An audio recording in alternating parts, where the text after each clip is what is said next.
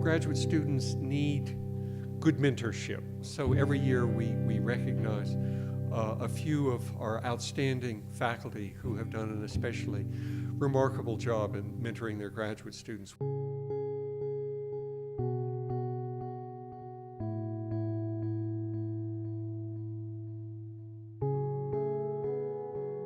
In a way, you're only ever as good as the people that are around you, and I wouldn't be here without a lot of really good people around me, so thank you very much. Sometimes mentoring feels like a lot of giving, but it's really not. Mentoring for me is it's actually where I learn a lot of things and work through my own ideas. I have the best job in the world. I get to dance with them, I get to study with them, I get to grow with them. I get to be who I am and hope that that expands who they are. It certainly expands who I am. I'm so grateful to all of you who gave me this award. Thank you.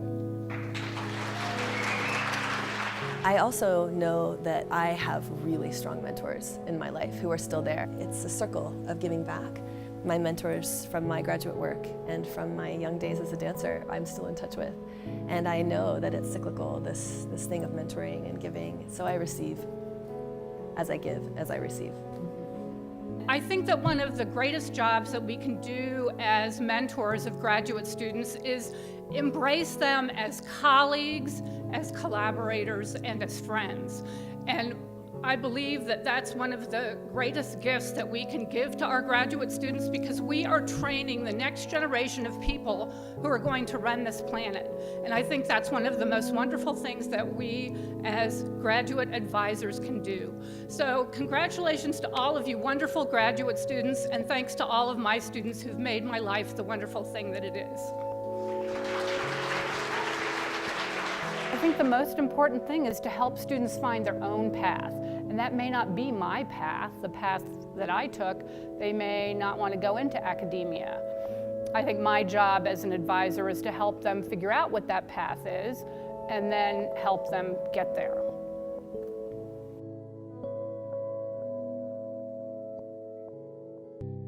I would say it's actually impossible to do this type of work without a mentor. So it's not just meeting me where I am in how I articulate, but in where I am creatively and helping me find the avenues to most effectively communicate. There's a lot of self-doubt, and just the struggle of going through the experience would be really difficult if you had, in addition, either not a lot of support or a negative influence from your advisor. I mean, I can't imagine. It sounds, I think it would be really, really hard.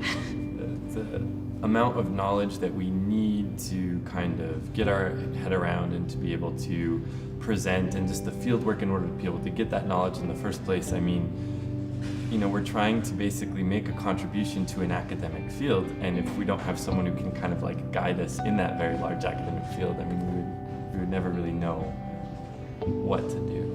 I think it'd be impossible without a mentor.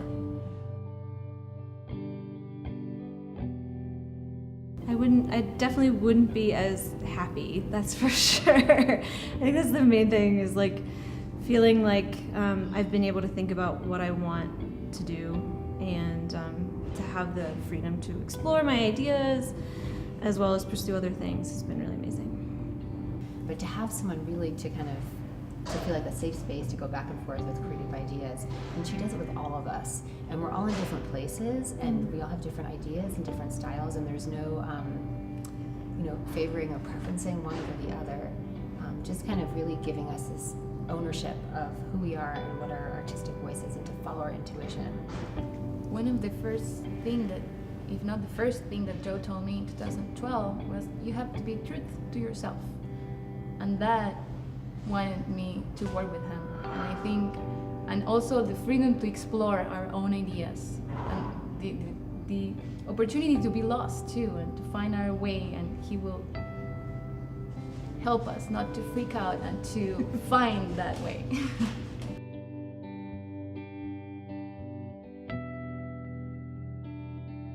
So students that come to work with me typically have been working outside of academia for a year, 2 years, 3 or 4 years sometimes, on a topic that they feel really passionate about, or with an organization that they feel really committed to. And they come to me with a problem that they couldn't solve in their professional life outside of academia, that they really want to work on and dig their way through in graduate school. And so a lot of what I try to do then is help students turn these practical problems that they come across in whatever line of work or whatever area that they're really interested in working in, turning those problems into intellectual problems so that they can get some distance on it and think about it a little more analytically, but always with an emphasis on coming up with things that you can give back to whatever that place was or that problem was that first sent you to graduate school. I do think that there's something about knowing your own research, embodying who you are as a professor, but also are you willing to walk in the shoes and inside the mind of the human who's also creating? And can you throw things out? Can you be safe in a brainstorm, just open and vulnerable to whatever's coming? Can you not shoot an idea down, not say no, but say maybe, or what if, or have this book, or maybe this poem, or maybe this other thing, or do you know this artist? Have you seen this scientist's work? And so I have to be a better scholar of my form so that I'm ready. It's really important to me that our mentoring styles mesh, because I tend to be a pretty hands-on advisor, and not everybody wants that in an advisor.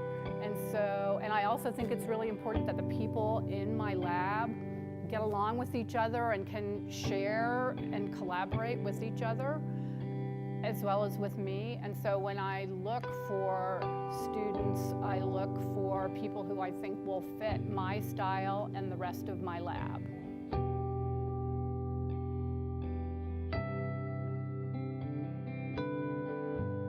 Grads keep me learning. That's why I chose a Research One institution, not only so that I would get a kick in the pants in my own research, but because I would constantly get to be reinvigorated. And the more I isolate my research from what they're all interrogating, I think the dumber I get, because they know more and they know different, and it helps me. And so it's a conversation. We really fuel each other. It's the best. Recognizes work that's not always acknowledged or not always done out in the light of the day. It's not like you're in front of a classroom or even in a seminar room. Oftentimes these are meetings that we have one-on-one, or in my case, with all of my grad students in small group meetings. And it's really when students work through their own ideas, I help them do the best job that they're capable of doing the project they set out to do. And I also learn a tremendous amount from this experience. So to have it acknowledged in this kind of way through an award it really sort of sheds a light on all that work that goes on and is behind producing dissertations and research and grants. As a graduate student, it's become really clear to me that it's this really pivotal relationship for many people. And on the, in best case scenario, it can be this amazing relationship that gets established that goes throughout your life and throughout your career, not just your career-wise, but also friendship, it seems. And on the other end, it can really destroy people's experiences. So it seems like it's so crucially important for people to take it seriously and try to strive for the best. And we aren't taught how to do it as faculty members. And so one of the things that's happening in eBio, and I think is happening in other departments too, is trying to develop information for faculty about best practices in mentoring. And a graduate student and a postdoc in eBio started a seminar on mentoring for graduate students to help them, on the one hand, learn how to mentor undergraduates, but also to see how other faculty in the department think about mentoring and how they mentor. And it's clear that, wow, people do things really differently. And there's more than one path to success in being a good mentor.